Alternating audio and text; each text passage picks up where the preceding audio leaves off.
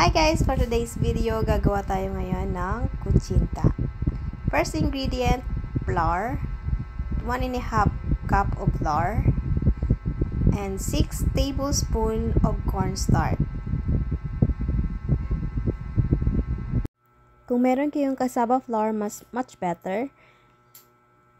And then, ½ cup of brown sugar. And then, konting asin. And then, haluin natin ito ng mabuti.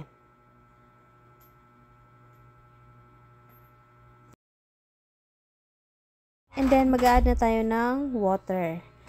2½ cup of water. Ilalagay natin to ng paunti-unti para maayos ang pagka-mixture niya.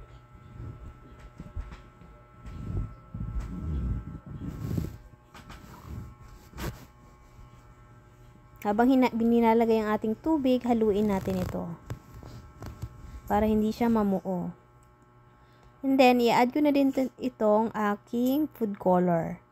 Yung iba po ang nilalagay dito ay atsuete, pero dahil wala akong atsuete, ang gagamitin ko na lang is food color. Dahil nga kutsinta, syempre orange. Then, haluin natin ito ng paunti-unti hanggang mahalo ng maigi ang ating food color sa ating mixture.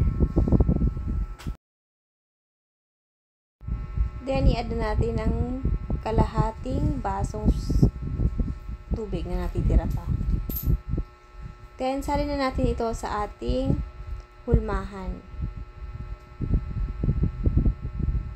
Hindi naman natin kailangan punuin ng maigi para maluto kaagad. Hindi siya maging hilaw sa loob.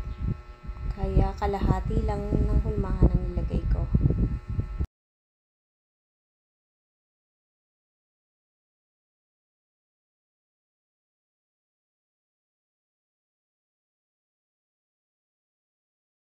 Then, ilalagay na natin to sa ating strainer.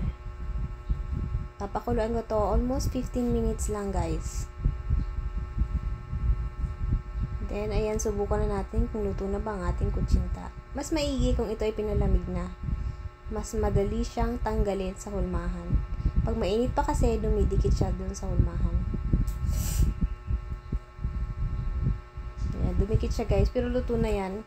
Hindi lang talaga siya natanggal kasi gawa nga ng sobrang init pa.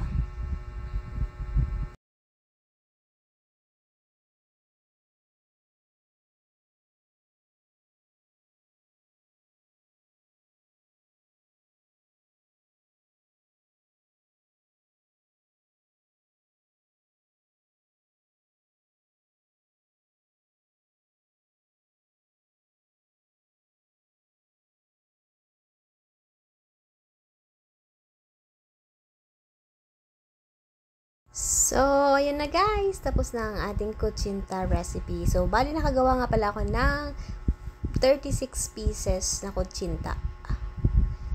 So, hope nagustuhan nyo guys. Thank you for watching. Don't forget to like and subscribe and press the bottom bell for my next video. See ya! Bye!